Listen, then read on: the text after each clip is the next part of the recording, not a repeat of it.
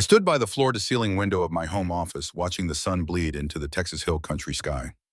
The sunset painted streaks of crimson and burnt orange across the horizon, a fitting backdrop to the chaos unraveling beneath my feet.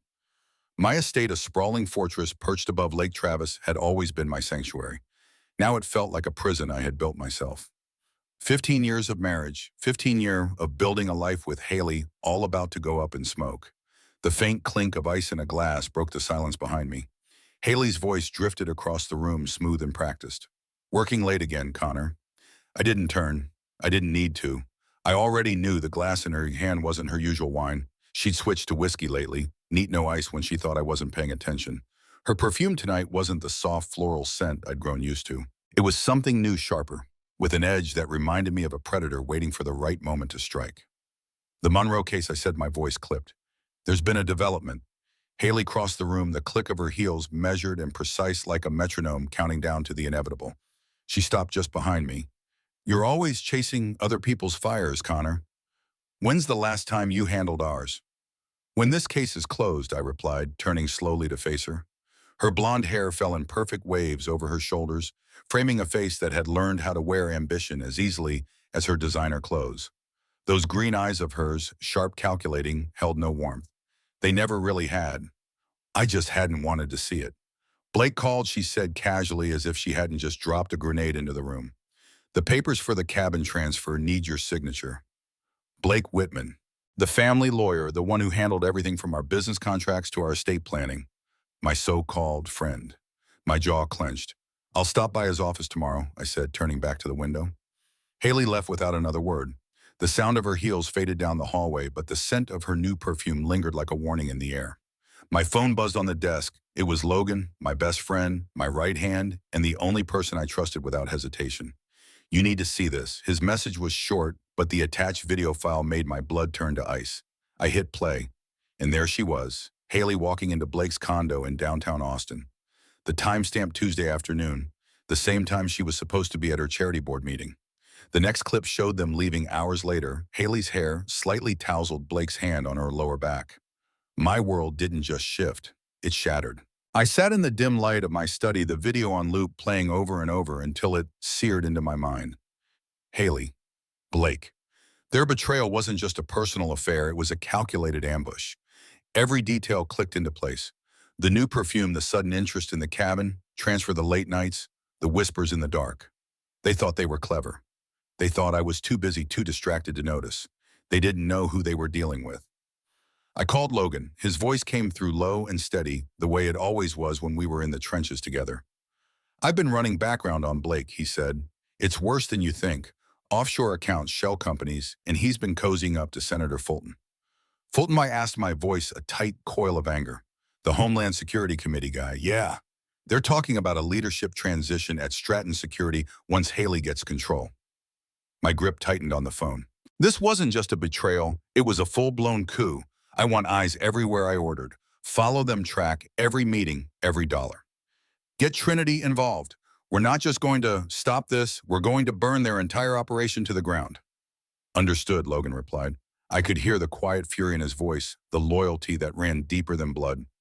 Over the next few days, I played my part. The rumors started circulating. Connor Stratton, the once unshakable security magnate, was unraveling. Photos of me drinking alone at the Broken Spoke, slouched in a booth with a half-empty glass, hit the local gossip columns. I let them circulate. I let the whispers build. My name was suddenly on the lips of investors and board members. "He's slipping," they said. "Maybe it's time for a change." Let them think that. Meanwhile, Trinity Miller was working in the shadows. A former CIA field operative, Trinity wasn't just surveillance, she was a scalpel precise and deadly.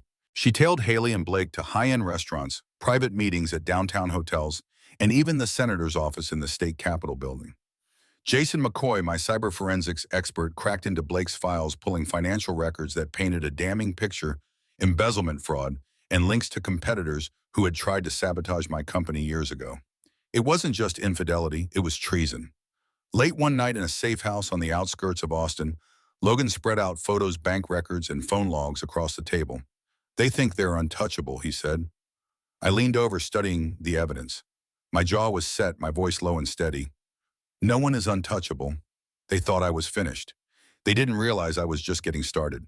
The night air in Austin carried a heavy stillness as I sat in the safe house, the soft hum of surveillance monitors, the only sound cutting through the quiet. Logan leaned over this table, a map of Haley's movements sprawled between us. Trinity stood by the window, arms crossed, her sharp eyes scanning the street outside, as if she could see the betrayal slithering in the dark. She's got a pattern, Trinity said, tapping the table. Thursdays. She visits her family's old place in Westlake Hills. Blake joins her sometimes. Could be where they're stashing documents or valuables. Or the payoff, I added. We'd been peeling back layers for days, and what we uncovered was worse than I'd imagined. It wasn't just Blake and Haley plotting to steal Stratton security from me.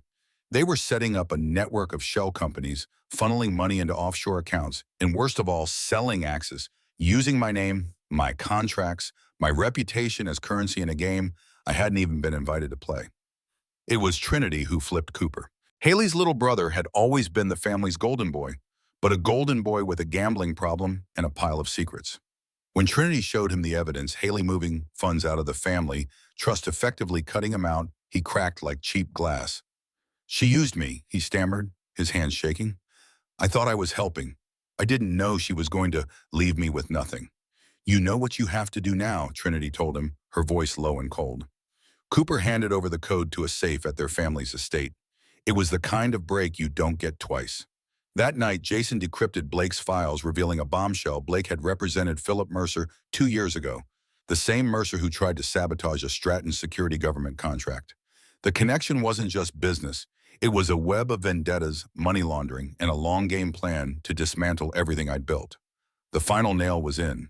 I sat back staring at the evidence, my mind already moving to the next step. Every piece of this puzzle, every name, every account, every meeting was about to be weaponized. They think they're safe, I said quietly, almost to myself. They think they're 3 steps ahead. Logan cracked a grin, but there was no humor in it, just grim understanding. Trinity crossed her arms. They're about to find out they're 5 steps behind. The team knew the mission. There were no more questions, no more doubts. This wasn't just about a divorce anymore. It was about war. And I wasn't going to leave survivors. The courtroom buzzed like a disturbed beehive, whispers, camera shutters, the rustle of papers and anticipation. Reporters had filled the gallery, eager for the spectacle. The fall of Connor Stratton, the so-called security king of Austin, was a story too good to miss. I walked in alone, no entourage, no theatrics. Just me in a dark tailored suit that hung a little looser than it used to. I let them see the weight of it all on my shoulders. Let them think I was a broken man barely holding it together. Across the aisle, Haley sat straight-backed and confident in a sleek black dress, her hair pinned perfectly. Beside her, Blake Whitman spread documents across the table with the practiced ease of a man who thought he'd already won. Judge Wilson sat at the bench looking bored, ready to rubber stamp their victory. Monica Torres, my attorney, shuffled papers quietly, the very picture of a second-rate lawyer in over her head. The performance was almost too easy. Your Honor, Blake began, standing tall, voice smooth as polished steel. We are seeking a fair division of marital assets in accordance with Texas law. My client, Mrs. Stratton, has been an essential part of her husband's success, cultivating business relationships, managing philanthropic efforts. He droned on, painting Haley as the selfless wife and me as the distant, work-obsessed husband. The narrative was polished, rehearsed. And Judge Wilson, he nodded along, barely concealing his approval. When Blake finished, Monica stood, her voice timid, almost unsure. Your Honor, we have no objection to the division of assets as proposed. A soft murmur rippled through the room. I heard Haley exhale a quiet sigh of relief. Blake leaned back in his chair, smirking as if the game was already won. Then I rose. Your Honor. I said, my voice steady, calm, and quiet, but it cut through the noise like a gunshot. Before you issue your ruling, may I request permission to present one final exhibit? Blake snapped forward. Objection. This wasn't in discovery. There is no Exhibit Z. Judge Wilson frowned, annoyed. Mr. Stratton, this is highly irregular. Your Honor, Monica spoke up, her voice suddenly firm, her posture shifting into someone entirely different. This evidence only recently came into our possession. It is directly relevant to the case at hand. Judge Wilson hesitated, glancing at me with a flicker of uncertainty. I'll allow it, he muttered. Proceed. Monica connected a small black device to the courtroom's audio system. The first words echoed through the room clear as day. Blake's voice, once Wilson gives us control, we'll liquidate Stratton Securities contracts. The government deals are gold mines too valuable not to sell. Haley's voice laughing softly. And the offshore accounts were covered right, Blake. Untraceable. Wilson's already promised to block any forensic accounting. Connor's finished. The room erupted. Gasps, shouts, the sound of reporters scribbling frantically. Judge Wilson's face turned a shade paler with each word. Haley's eyes went wide, her lips trembling. But I wasn't done. The recording continued, revealing details of bribes, backroom deals, even plans to sell classified government contracts to foreign entities, federal crimes that would put them both behind bars for a very long time. Your Honor, I said quietly as the audio finished, the FBI has copies. So does the State Bar and the Judicial Review Board. At that moment, federal agents filed into the courtroom. Blake's head snapped around, eyes wild. Haley shrank back as if the walls themselves had started closing in. Blake lunged at me across the aisle. You son of a, security tackled him before he could reach me. Haley sobbed as agents cuffed her wrists, her perfect composure shattering. Judge Wilson sat frozen, sweat beading on his forehead. I looked him straight in the eye. Your chambers are next, Judge. I believe you'll be receiving visitors soon. The judge's gavel trembled in his hand. This court is in recess. I didn't smile, didn't blink, just watched the empire they tried to steal burn down brick by brick right in front of them. The media exploded. Betrayal at the highest level blared across screens. News vans clogged the streets outside the courthouse. Reporters shoved microphones into every face they could find, speculating how far the rot went. The fall of Haley Stratton and Blake Whitman was the headline of the week, and I watched it all unfold from the quiet of my office, the weight of the moment pressing in, but never breaking me. The footage of their arrests ran on a loop. Haley, once the picture of Grayson poised, now red-eyed and sobbing in handcuffs as agents led her down the courthouse steps. Blake wild-eyed, thrashing like a trapped animal, shouting obscenities as they shoved him into the back of a black SUV. The fall was spectacular, and it was only just beginning. Logan paced in front of my desk, phone glued to his ear, rattling off updates. They froze all Haley's accounts. The IRS has flagged the offshore funds for investigation. The DOJ is opening a case file on Blake for fraud and conspiracy. It's a full-blown federal takedown. Good, I said, my voice calm even. No one escapes. Trinity sent a text. Blake's trying to cut a deal.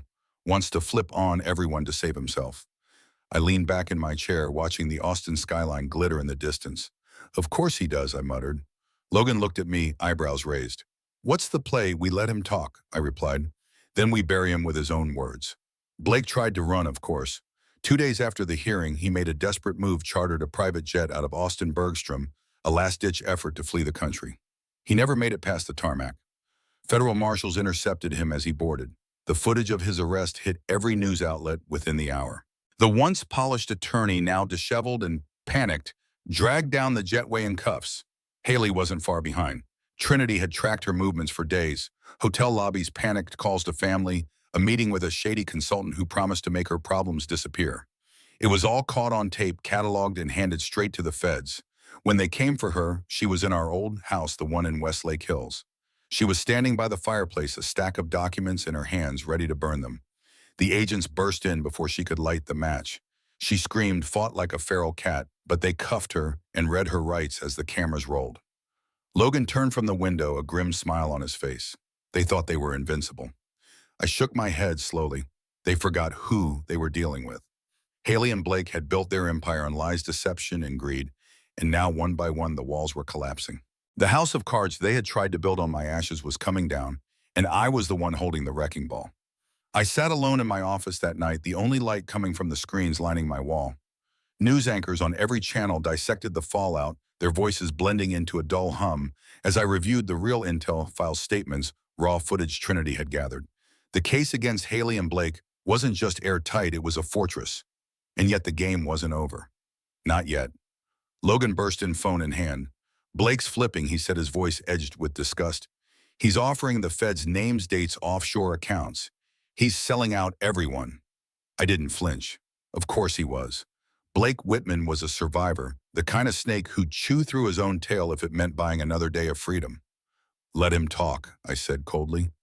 Logan frowned. You sure he could drag you into this? Frame you? I shook my head. He's not that smart.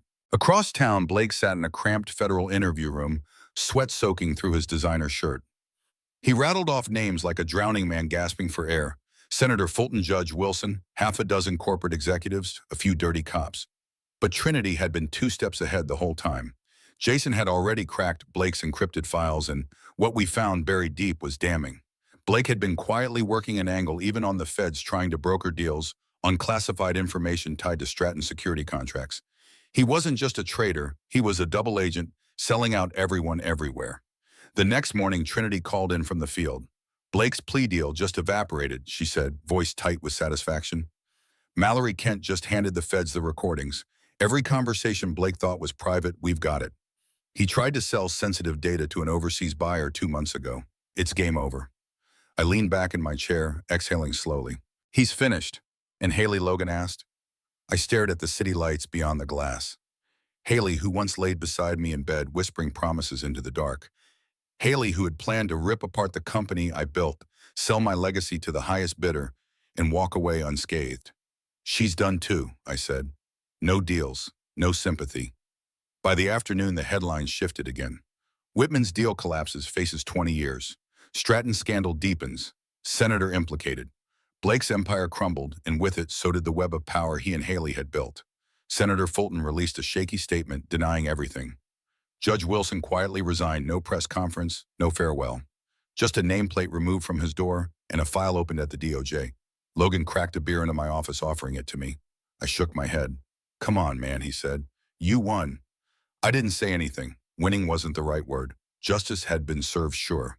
But this wasn't victory. It was a reckoning. The courtroom was packed, standing room only. Reporters jostled for position, cameras flashing like a firing squad. The public had been waiting for this day, and they showed up in droves, curious locals, legal analysts, even former clients of Stratton Security who had once shaken Haley's hand at charity galas. The woman sitting at the defendant's table didn't look like the polished socialite I once knew.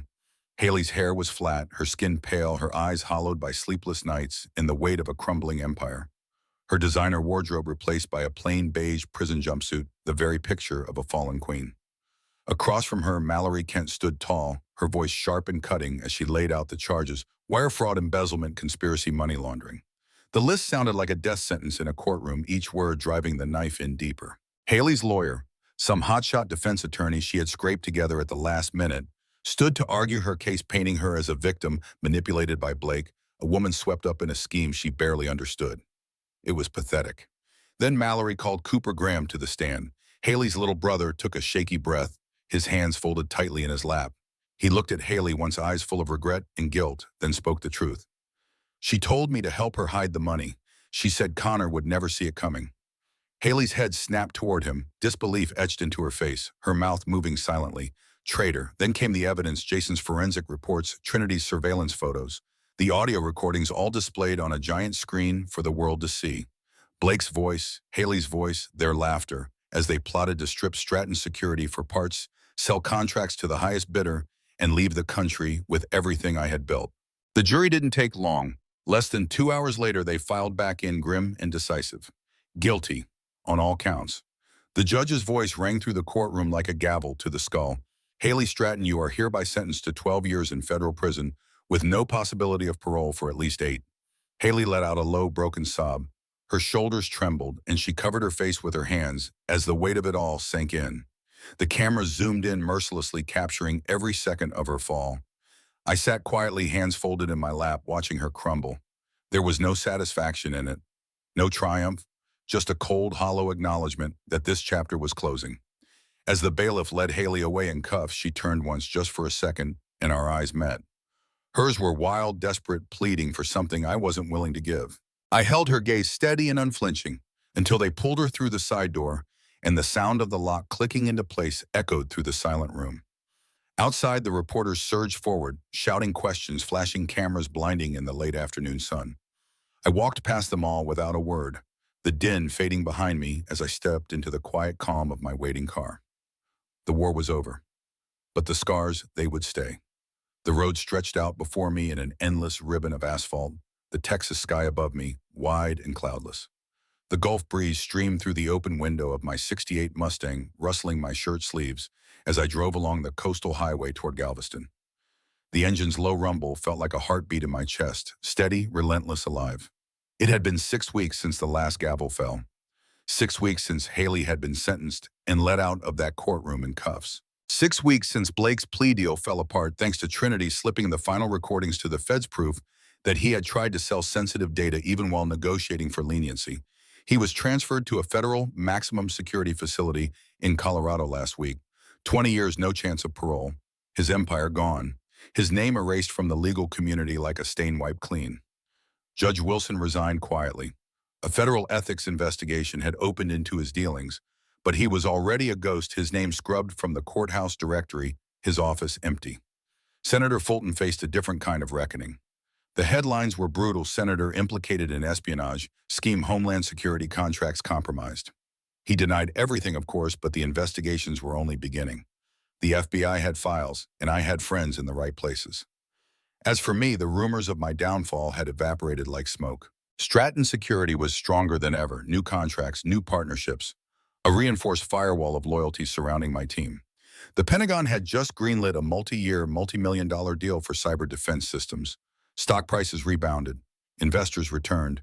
My people got bonuses, raises. I made sure of that.